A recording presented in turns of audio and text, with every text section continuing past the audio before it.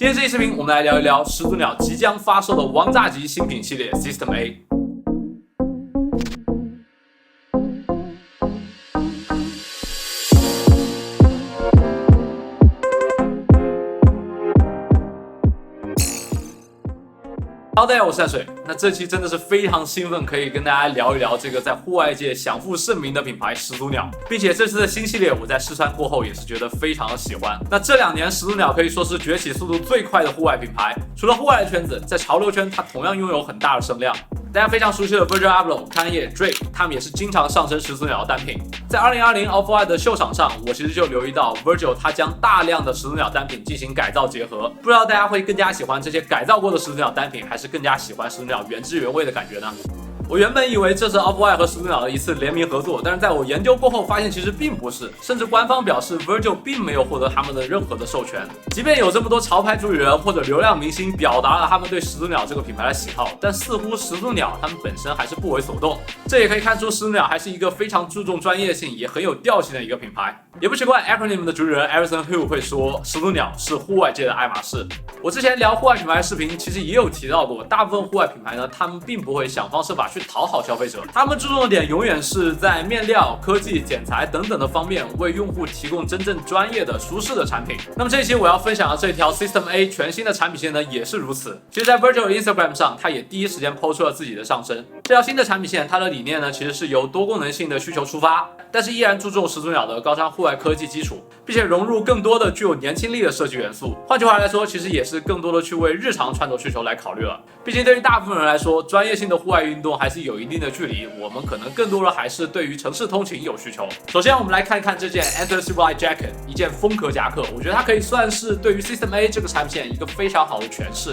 即便不是像 Alpha SV 这样超级硬核的户外单品，始祖鸟同样是在面料、科技、功能性还有剪裁方面都下了很多的功夫。首先，这件风壳夹克的面料整体都是采用了一个防风、防泼水的材质，对于秋季日常出行的穿着需求非常的合适。包括如果大家平常去公司上班，公司的空调开得非常的冷的话，这类单品其实也是非常的实用的。对于一件风壳夹克来说，少不了的就是从上到下的各种防风科技。帽子的部分，它采用的是始祖鸟的 Storm Hood 可调节风雪帽设计。大家可以看到帽子的后面有一个这样的绳扣，在你穿着的时候呢，你只需要简单一拉，就可以让这个帽子完美贴合你的头型。如果我们翻开来看帽子的内侧，其实可以发现这条弹力绳其实贯穿了你整个帽檐的内侧。这也是为什么它可以做到只用一处调节，让这个风雪帽可以完美贴合你的头型。除了帽子的部分，其实下摆同样采取了一个可调节的设计，两侧下摆都有类似的结构，也可以做到非常迅速的调节。袖口的部分，为了保证舒适度，它采用的是一个弹力袖口的设计。这几处细节加上防风面料的组合，也是保证了整件夹克的防风性。衣服的正面，你能看到2个在登山夹克上经常能看到的口袋设计。比较值得一说的是，它的拉链头采用的是一个 TPU 的材质，无论是在质感还是耐用性上都非常的不错。剪裁方面，因为它是一件白色夹克，我觉得它体现出了很多你在始祖鸟的黑色单品上容易忽略的细节。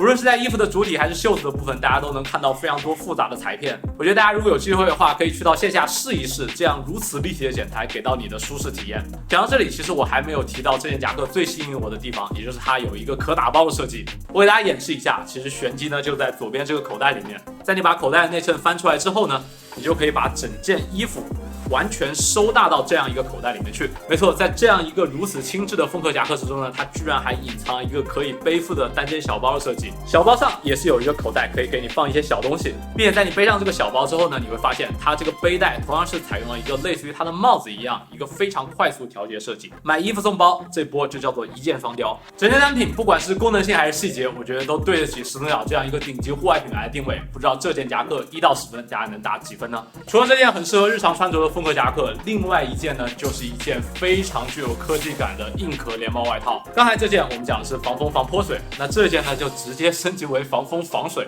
没错，大家看到这件衣服的面料质感，应该也能猜到，这件衣服整体面料采用的是防风防水的 Gore-Tex 面料。提到 Gore-Tex 大家都很熟悉，但始祖鸟这件它比较厉害的呢，就是它采用了一个叫 Gore-C Knit 技术的里衬。大家可以近距离看一下这个里衬的质感，那我穿着体验呢，确实要比普通的 Gore-Tex 面料夹克更加舒适透气一些。胸前的部分同样是有2个带拉链大口袋，那拉链头部分呢，一样是用了 TPU 的材质，包括正面中间的拉链在内，全部都采用的是 YKK Vislon 的防水拉链。防风设计方面同样做的是很极致。那在袖口的部分呢，采用的是始祖鸟的 Velcro 魔术贴。帽子的部分呢，有点像是刚才那届的升级版，那它同样是采用了 Stormhood 的可调节风雪帽设计，不一样是它还用了一个叫 Cohesive 绳扣的科技去配合，只需要你轻轻一拉，就可以把帽子调节到你想要的位置，并且它这个绳子是不会弹回去的，它是由这样一个绳扣的结合去固定的。那么最后分享2个 System A 产品线它们共通的设计语言，不知道大家刚才在看的过程中有没有发现，它们其实在袖子上两侧都是有这样的魔术贴设计。这个设计其实更多的是一个可玩性，包括你在军鸟上也能看到这样的设计语言，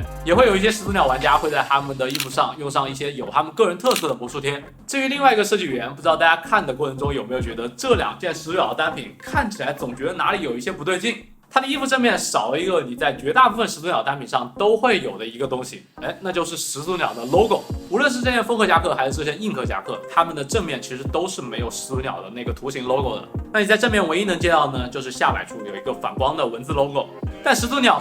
没有鸟怎么行？这件衣服其实它还是有它标志性的图形 logo 的，但这个 logo 呢，它就做得非常的低调，它选择放在了衣服的后侧。